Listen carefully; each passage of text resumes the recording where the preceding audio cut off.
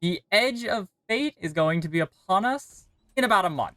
And then 4 days after that is the day one raid. People are probably going to be getting ready now, and if you're wondering, what the hell should I be shoving in my vault?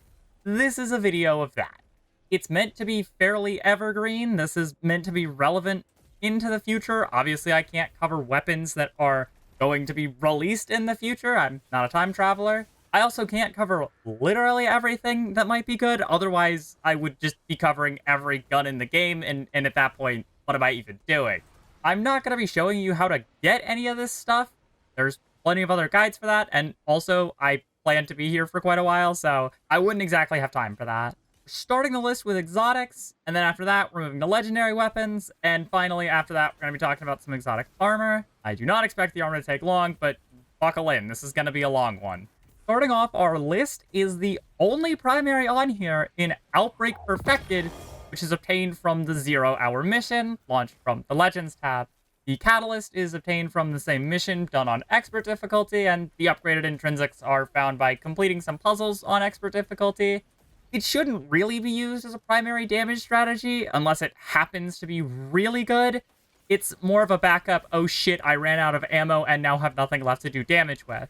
Moving on to special ammo, Lord of Wool is obtained as a world drop exotic with Forsaken, and the Catalyst is obtained randomly for ritual activities and gives you Hipfire's Scorch. While this weapon received a pretty major nerf recently, it's still absolutely hooking right now, so do not sleep on this gun. It's still very strong. Izanagi's Burden is a sniper rifle obtained from the exotic archive in the tower. You will need a cipher for it, and the Catalyst is just found randomly in playlist activities. You do need the Catalyst for Izanagi's to be worth it at all, so go grind that out if you don't have it, I guess. New Land Beyond, the newest addition to this list, is currently available by pre-ordering any expansion in the Year of Prophecy. You do not need to get the $8 edition, and then you just need to visit the Monument to Lost Lights. Not need a cipher for this. Pre-ordering is enough. From what I've done from preliminary testing, it's technically a worse alternative to Izanagi's from the damage perspective, but its single weapon damage is much higher, assuming you can pre-stack it. If you can't pre-stack it, obviously you're not going to get very much done. Still Hunt, obtained from the Wildcard Exotic Quest as part of the Final Shape story, is especially useful for hunters on Nighthawk, since the Golden Gun shot from Still Hunt will also receive the benefit of Hawkeye Hack. It doesn't currently have a catalyst, but allegedly there's one in the API, so that may change eventually. Ergo Sum is a special ammo sword, the only one as of right now, obtained from Overthrow completions in the Pale Heart, as well as Pathfinder completions also in the Pale Heart. The role you want to chase here is Wolfpack rounds, which will massively buff legendary swords. The Ergo Sum Catalyst is obtained in the Grandmaster version of Excision, but its perk is not at all needed if you don't have it. Only one person on your fire team needs to use Ergo Sum, everyone else can just back away with swords. Keep in mind, if you are the Ergo Sum player, you will also want to be on a heavy sword, since you will get the benefit of Wolfpack rounds. Spec for double sword, I guess. Divinity is obtained from completing the Divine Fragmentation quest, which does require at least one completion of Garden of Salvation. It doesn't currently have a catalyst, but I assume that when it gets one, it'll be super broken. Don't worry about it for now. Only one fire team member needs to use Divinity in order to get its full benefit. Right now, Divinity only applies a 15% debuff instead of the 30 that it used to, so the main reason you're using it is for the giant crit bubble, mainly on mobile bosses like Nezarec or Rulk, or targets with really annoying crit spots like Canex. Witherhoard is obtained from the Monument to Lost Lights in the tower, while its catalyst is obtained from the quest The Bank Job, which does require Guardian Grenade Launcher kills. Just throw on Colony, load up Gambit, and go nuts. Important to note that only one person can be on Witherhoard for maximum effectiveness, and if you do have more than one person on Witherhoard, make sure everyone knows that only one person should be going for directs and everyone else needs to shoot it at the ground. Moving on to heavy weapons, Leviathan's Breath is obtained in the Monument to Lost Lights, and the Catalyst is obtained via quest after being obtained. So, yeah, actually, that's not correct. I don't know why I thought the Leviathan's Breath Catalyst came from a quest. It doesn't. You just need to kill big enemies with Leviathan's Breath, and it'll drop eventually. Though no longer the DPS monster that this thing once was, it's still a great choice to have in your arsenal. You will need the Catalyst for it to be effective, since without Archer's Tempo, this thing is ridiculously slow. Anarchy is also obtained in the Monument to Lost Lights. You will need 240 spoils, which, if you haven't started raiding, obviously you're not going to be able to get this. The weapon used to be the meta. It was basically the only thing anyone would ever run. But nowadays, it's more of a niche pick when you need to be doing damage and also something else at the same time. It's still a good tool to have in your arsenal, though, so if you can get it, absolutely do it. Parasite is obtained from the Of Queens and Worms quest after completing the Witch Queen campaign. This is a more niche option that's used for very short damage phases, or when you need a really big chunk of AoE, like Atrax or Ranix. Outside of that, it's not entirely useful. However, in situations where you can get a little more time, make sure to put a solar holster mod on your boots, since it will work with Parasite. The Liber Simulant is obtained from the Monument to Lost Lights in the Tower. The Catalyst is obtained from playlist activities. The Catalyst is pretty much mandatory for doing damage, since otherwise it charges slower than a tortoise trying to swim through molasses. It's really slow. It's bad. Get the Catalyst. Sleeper is sort of an old, reliable sort of damage weapon where you just pull it out when you don't really have much idea of what else to do. The Queenbreaker is a world drop exotic with the Forsaken pack. All of this is also rarely sold by Xur, so be on the lookout for that. The Catalyst comes from ritual activities, so look for that to drop when you're farming strikes or whatever. Queenbreaker, along with basically every linear right now, to be fair, is absolutely obliterating stuff thanks to particle reconstruction being in the artifact. If you have the Catalyst and particle reconstruction, you only have to reload once to get through all of your ammo on Queenbreaker if you have the Catalyst active. Catalyst gives rewind rounds, which is what enables this. If you don't have the Catalyst, your damage does drop off pretty dramatically, so I would just recommend a well-rolled legendary linear fusion in that instance. Underlord is a world drop exotic with a Catalyst randomly found in ritual activities. Underlord does require the Catalyst or an Actium War Rig to be useful, though if you have both, that's probably overkill, but let's be real, overkill is the best kind of kill. Underlord does also benefit immensely from Divinity, so if you have a Div player, that's good, and you should do that. Xenophage is obtained from the quest The Pariah on the Moon, which requires you to step into the Pit of Heresy for its final step. You don't technically need to complete the dungeon, but I would squat up and just do it anyway. Xeno is definitely a blast from the past on this list. It used to be a DPS monster back in the Shadowkeep days. Nowadays, it's definitely a little more tame, but hey, be prepared for anything. No Catalyst for this thing yet. Would you please give us this thing a Catalyst? It's been so long.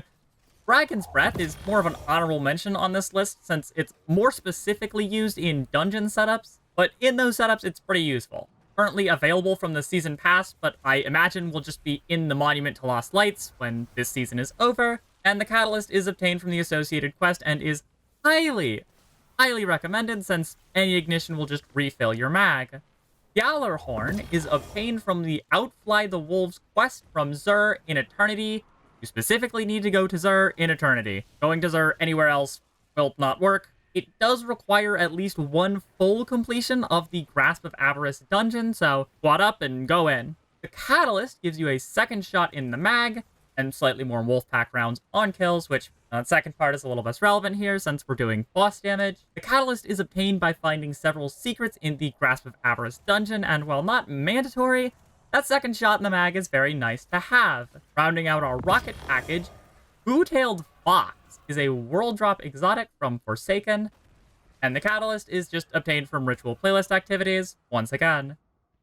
While not currently a premier option, Two-tailed Fox has a great deal of potential. With it currently cooking Lockset in Sundered Doctrine, though, you do need the Catalyst for this. Just keep in mind, if you are running Two-tailed Fox, you won't benefit from Gallarhorn, so everyone should probably be on an exotic rocket in that case, or you should switch to a legendary one if your team is running Gallarhorn. Tractor Cannon is a world drop shotgun from Forsaken.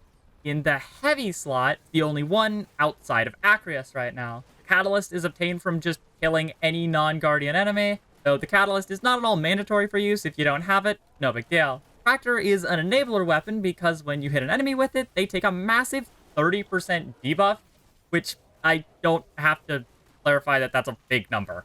Only one person needs to be on Tractor, so don't stack 6 Tractor cannons. Unless you really want to, I guess, but I'm not a cop, do what you want. Darcy is a world drop exotic, also from Forsaken, with a catalyst obtained from ritual activities. While Darcy has not yet shown itself to be a damage monster outside of that one time that the game launched, like 8 years ago? God, that was a long time ago.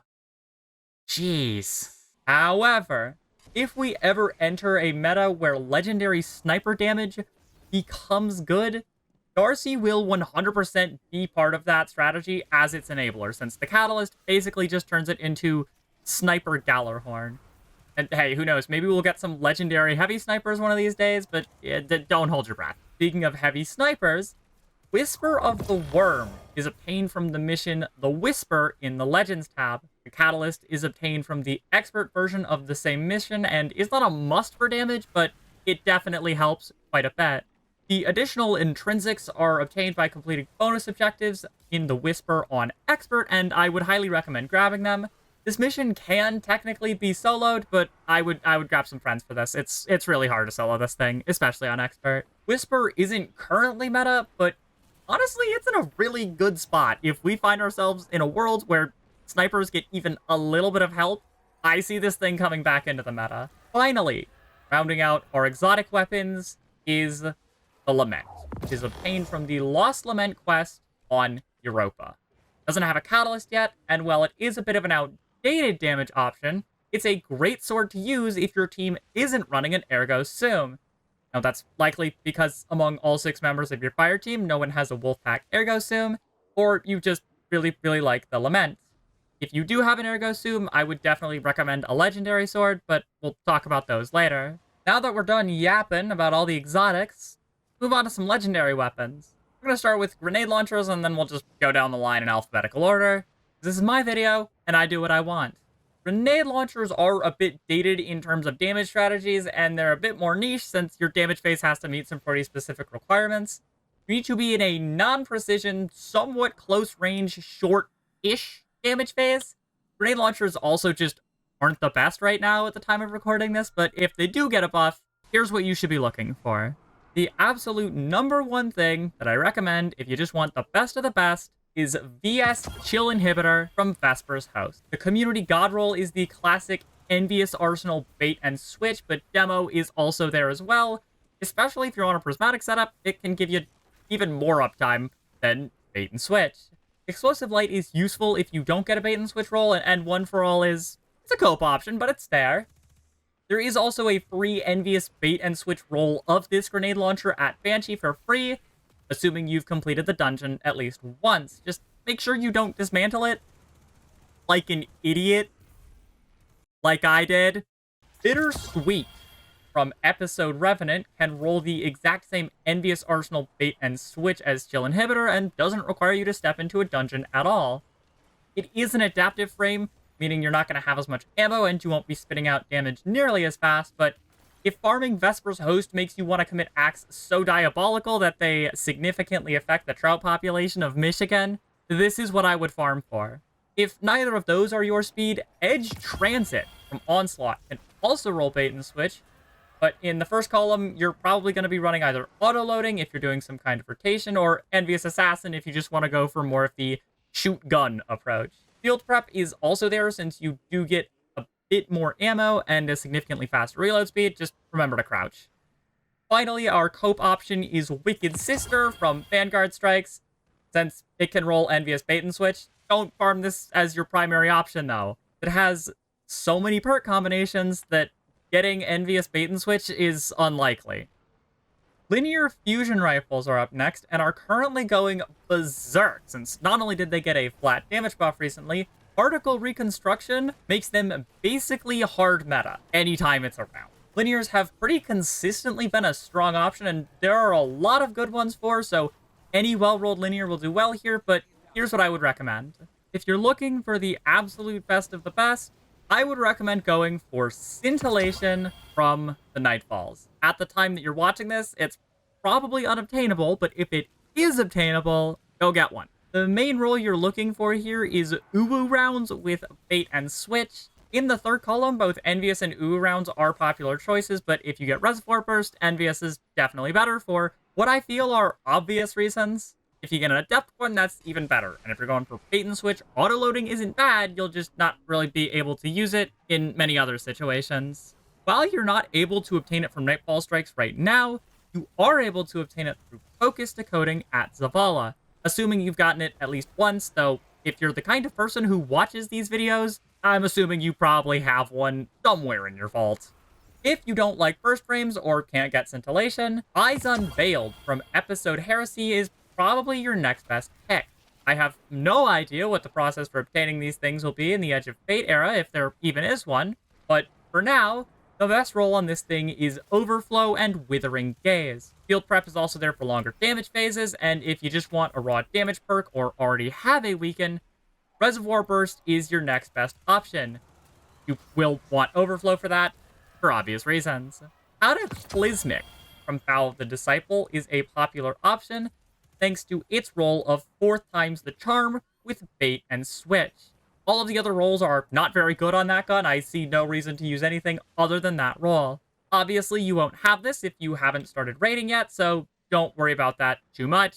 It'll be fine. Finally, as our cope option, we have the Taipan or FR. Firing Line is literally the only damage perk on this thing, so I would recommend that, and after that, your next bet is either Triple Tap, Clown Cartridge, or Field Prep. Of those, Triple Tap is probably the best, but any of those 3 will work fine, and ideally you're just using this long enough to get another better rolled linear. Machine guns are weapons you don't really tend to use for boss damage, at least not legendary ones, since they take the high total damage, low DPS archetype to the extreme.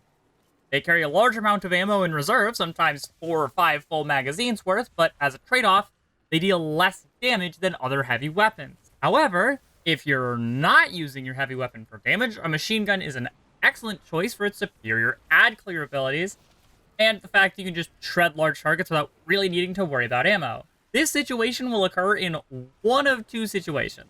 Either your team is doing some kind of special damage strategy, and therefore you don't need your heavy ammo for damage, or much more likely, you're on Divinity. I'm not going to go over them in too much detail, but here are some that I would recommend. Watchful Eye from Episode Heresy is popular for its overflow roll, which enables you to shoot a lot of bullets before you need to reload. The second column is loaded with good perks too, like Jolting Feedback, Rolling Storm, and Killing Tally being particularly potent. Pro Memoria from the Pale Heart has many good perks for reload prevention, like Reconstruction, Demolitionist, and Envious Assassin, along with Bait and Switch for a more damage-focused setup, or something like Dragonfly or Desperate Measures for ad clear setups. This one's also craftable, and if you're the kind of person to watch this video, odds are decent that you have the pattern already, and if you don't, the Pale Heart red borders are not hard to get, so get farming. Corrective Measure from the Vault of Glass is popular for its destabilizing rounds roll in the first column, which has a lot of other perks in the second column, like Killing Tally and One for All that will keep your damage high. When in doubt, look for something that's going to reduce the amount of reloads you have to do, and either some kind of AoE perk or a damage perk. Tossing it back to a weapon you will use for boss damage, Legendary Rocket Launchers. The goal here is pretty simple: shove as many rockets in the mag as possible and get some kind of damage perk. That is a pretty generalized formula, but it does hold true for most rockets. Sometimes, though, you just want to shove 8 rockets down the barrel, and wow, that really does sound euphemistic. Far and away, the best legendary rocket launcher in the game, as of right now, is Hezin Vengeance from the Vault of Glass raid. This thing is loaded with god-tier perks: Envious Arsenal, Demo, Overflow, Bait and Switch, Explosive Light, Bipod, and more. Throw in the best origin trait in the game on top of that, and if that wasn't enough for you, it's craftable. Meaning with enough runs, you can get whatever role you want. Obviously, this comes from a raid, so if you haven't started raiding, you won't have this yet. But Cold Comfort from Ghosts of the Deep, specifically the Rite of the Nine Cold Comfort, and get a similar god roll of Envious Arsenal and Bait and Switch, as well as Reconstruction and Bipod, but does have a slightly less desirable origin trait. Restoration Ritual only doubles up your first rocket, whereas Time Lost Magazine can potentially double up your entire damage phase. If you're watching this in the weeks after this video comes out, this version of Cold Comfort will be farmable from specifically the Rite of the Nine version of Ghost of the Deep, so go nuts. If you're not interested in either of those, check out Apex Predator from Last Wish. It can't roll Envious Arsenal, but it can roll Bait and Switch and Reconstruction. So if you just want to go full shoot gun mode, you can roll Reconstruction and Bipod to just shove as many rockets in there as possible. Finally, for you PvP gamers out there, Tomorrow's Answer from Trials of Osiris can roll with some pretty good PvE perks. You can get the classic Envious Arsenal Bait and Switch, but can also roll Envious Assassin and Impulse in the first column, as well as Explosive Light and Bipod in the second column. So there's some good stuff there. Swords are not nearly as interesting as the rest of these categories. If it's got Relentless Strikes and Whirlwind Blade, huck it on. If it doesn't, it better be pretty close to that. Like, hand grenade the size of a party popper close. If you really are just looking for a sword to farm, go for Falling Guillotine from Onslaught. The only swords that I would actively avoid are caster frame swords, since their heavy attacks do significantly less damage than other frames, as a trade-off for having increased range. Every other sword frame is perfectly fine. Don't believe what people tell you on the internet about vortex frames. Wait, I'm people on the internet. If you do not have a Relentless Strikes Whirlwind Blade roll, go for False Idols from the Pale Heart, which cannot roll Whirlwind Blade, but can get Bait and Switch with Relentless Strikes, which is useful if you are the Ergo Zone player for the team. Done yapping about weapons, let's talk armor. Hunters, you're up first. Far and away, the best option that I can recommend right now is Celestial Nighthawk. Not fancy, not new, but it's damn sure effective. Nighthawk is and always will be the I want to see a really big yellow number on my screen and make everyone feel bad on the wipe screen, even though it was entirely my fault that we wiped option. If you're not on Nighthawk, for whatever reason, Star Eater's Scales is going to be your next best bet. You'll want it either by itself or as a perk on an exotic class item if you're on Prismatic. Currently, those are the only options that I can recommend for hunters. If something else comes out, though, or people are actually using something else and I'm unaware of it, I'm sure you'll hear the call. For Titans, your options are pretty similarly small. Hyrogale Gauntlets are the quintessential damage phase exotic for Sunbreakers, which turns your Burning Maul into a giant FU button. When Sunbreaker does become meta again, this is what you're going to want to use. You can't exactly use it against everything. Anything that flies is basically a no-go, but outside of that, there's not much more to say about this other than pop your maul and just slam it down. Querus of the Falling Star, otherwise known as the Legalized Nuclear Bombs chestplate that I'm not allowed to pronounce correctly because I get bullied for it. But for the Striker Titans out there, this is what you're going to want to use for like 90% of damage phases. If you're not using this, it's likely because the boss isn't nukeable for one of several reasons, either because you need to stand somewhere specific to do damage, or the boss is 9 million miles away. Finally, Hazardous Propulsion is a bit more of a niche option, but when the other two fail, this is not a bad choice. You do need to build it up a little bit, but the utility is definitely well worth it. I can't really recommend anything else specifically for damage, but you're eating a little bit better than Warlocks in terms of actually doing damage. And oh boy, do we have a lot to talk about with Warlocks. Alright, Warlocks. You have kind of a lot going on here. Not necessarily because there's that many good damage options, but mostly just a side effect of the fact that Warlock is far and away the utility class of the three. Cenotaph Mask is the must-have for any Divinity Warlock. On top of making sure that Div has essentially a bottomless magazine, it'll help your team immensely in between phases by generating heavy ammo for everyone and special for yourself. Top-firing Divinity is still useful to cut down on the total ammo you're chewing through, so don't ignore that. Phoenix Protocol is definitely less needed than other exotics if you happen to be the only Warlock on the team and you're expecting multiple damage phases, though. This is not a terrible option. Yes, you're shooting the boss from your well most of the time, and, you know, you're not really getting kills. Any amount of time your team spends fighting in the well before or after damage is more energy for you. If you have multiple Warlocks or the two phases a lock, even with just one well, I would definitely skip this, though. Sanguine Alchemy is something my friend Azzy tipped me off to by getting far and away some of the highest damage numbers I've seen a well lock get. This is putting some of my worst prismatic runs A shame. You do need to be on a solar weapon, and it is boosted by Limit Break right now, but odds are you've got a solar weapon kicking around in the vault, and it'll still be decent when Limit Break moves out of the artifact. Popping a well is equivalent to getting 4 Surge mods, plus the 25% from Well of Radiance, and writing this segment inspired me to make a Sanguine Alchemy build, just so I can flex on people in LFG about my damage. And no, that's not a joke, that actually happened. Starfire Protocol is a bit of a dated option, but if you want to throw it back harder than a girl who's got class tomorrow morning but doesn't give no Fs, this is for you. Editor's note, they're reverting the Starfire nerf. Yippee! You do need to be on Fusion Grenade, but outside of that, it's Spam Grenade, Shoot Gun, Rinse and Repeat. Geomag Stabilizer are currently going absolutely berserk as of the time of this video.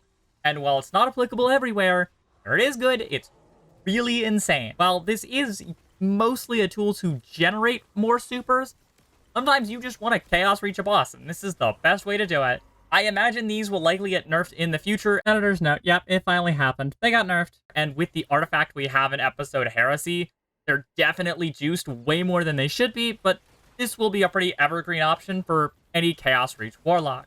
Finally, Lunafaction Boots are useful in any sort of situation where you're going to be reloading a not insignificant amount of time, and with shorter range weapons, namely Lord of Wolves, Slug Shotguns, and Acreus.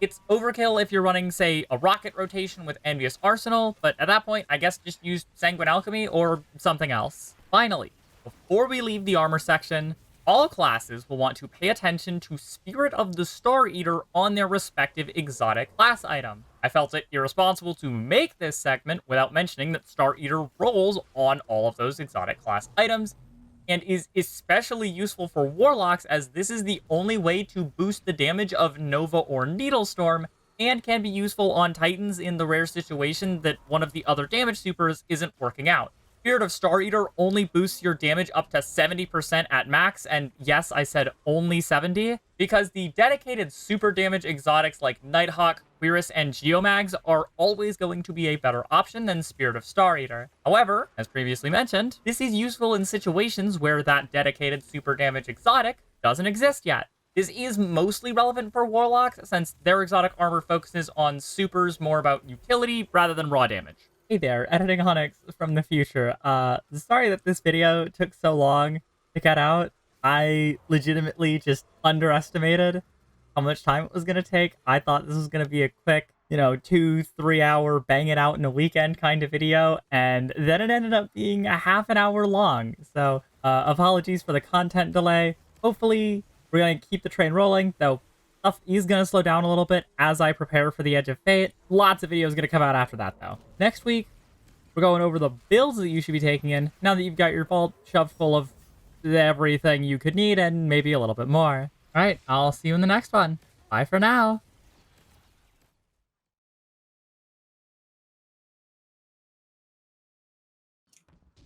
Now we're in Golgoroth's sex dungeon. I fell. Very cool, Max. Thank you.